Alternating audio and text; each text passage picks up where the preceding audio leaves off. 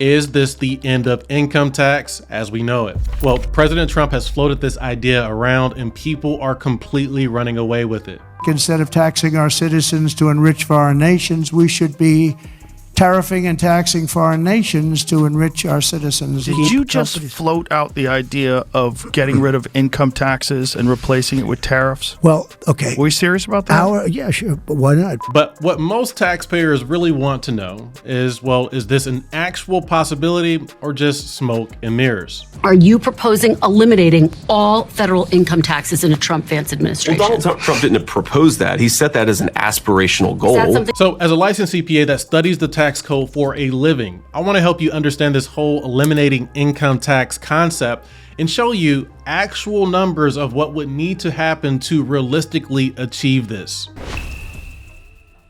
All right, so realistically eliminating income tax would first require the government to fix its spending problem. So let's set the stage here by closely examining the situation we are currently in. So in 2024, the federal government spent over $6.7 trillion, with the largest spending categories being Social Security, Medicare, national defense, our interest expense, health, and so on. And on the receiving side of this, the government only received about $4.9 trillion in revenue from taxes. And 90% of that revenue came from income taxes, like individual income tax, corporate income tax, Social Security and Medicare taxes, and so on. So when we talk about eliminating income taxes, we are talking about cutting almost $5 trillion of our tax revenue in a world where we are already in a massive spending deficit and spending close to $7 trillion.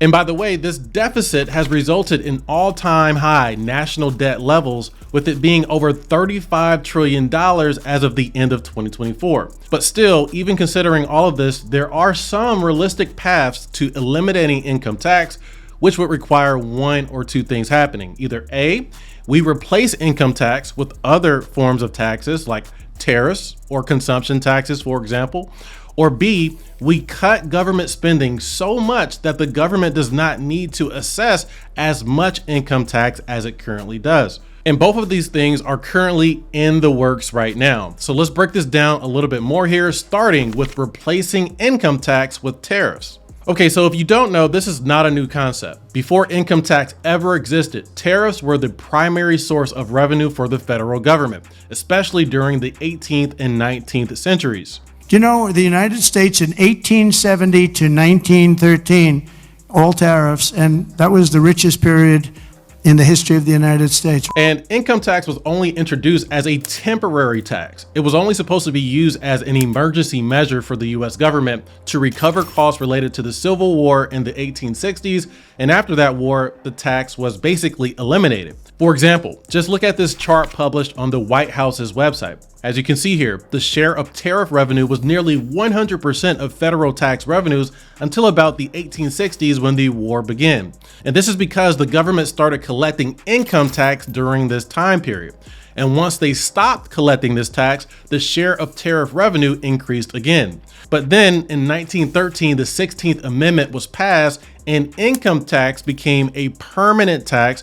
And ever since then, we've seen income tax rates fluctuate up and down over the last century. And that brings us to where we are today, with income tax bringing in almost $5 trillion in revenue for the federal government. So when we think about replacing income tax with tariffs, the primary question becomes, well, how much tax revenue would tariffs actually bring in? Well, in 2024, the US imported about $4 trillion of goods and services. And even if we assess a 10% tariff on 100% of those imports, that would result in only $400 billion in tax revenue. And even if we ignore the fact that our imports would likely decrease due to these extra taxes and all of the other economic factors around things like inflation and so on, we would still have a large gap in tax revenue.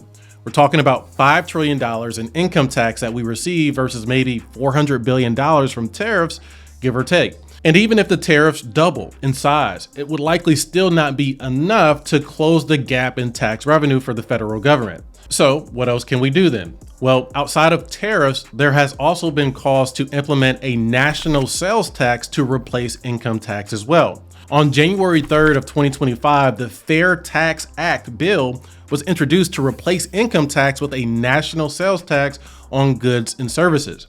It proposes adding an additional 23% sales tax on purchased goods and services as a means to increase tax revenue for the federal government without taxing income. But still though, regardless of how you feel about this type of tax, critics argue that the revenue generated from a tax like this would still fall short of generating enough tax revenue, with some people saying that the tax would have to be at least 44% to generate enough revenue for the federal government. So just imagine a 44% sales tax on anything that you buy. So that's the revenue problem. But outside of finding ways to replace the income tax revenue, the government can also reduce income taxes by cutting government spending. Because ultimately, if the government spends less money, it can afford itself the ability to collect less taxes, and that is currently a priority for the Trump administration. For example, they have launched DOGE, or the Department of Government Efficiency, which is led by Elon Musk to cut unnecessary government spending, with the initial goal being to identify at least $2 trillion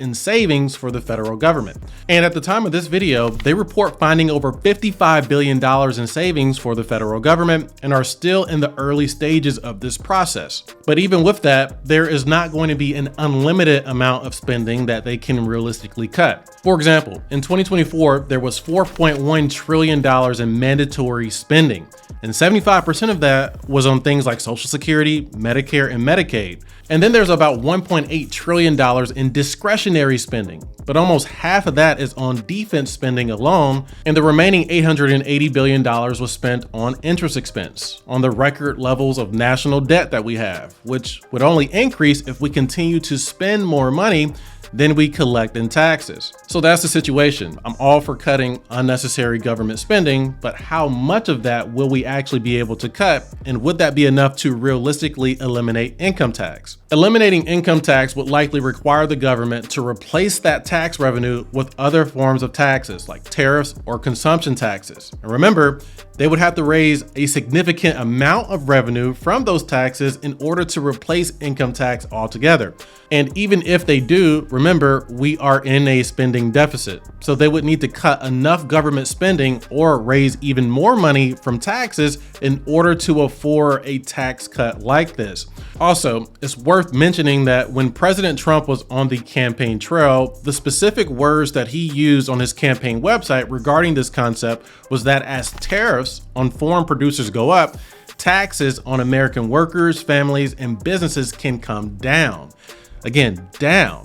It did not say eliminate taxes altogether, but it says that it could come down, which is consistent with his current tax priorities, which involve cutting taxes on tips, Social Security, overtime pay, and extending various tax cuts on individuals, investors, and businesses. So personally, I don't think that there is an intentional plan to actually end income tax in the immediate future.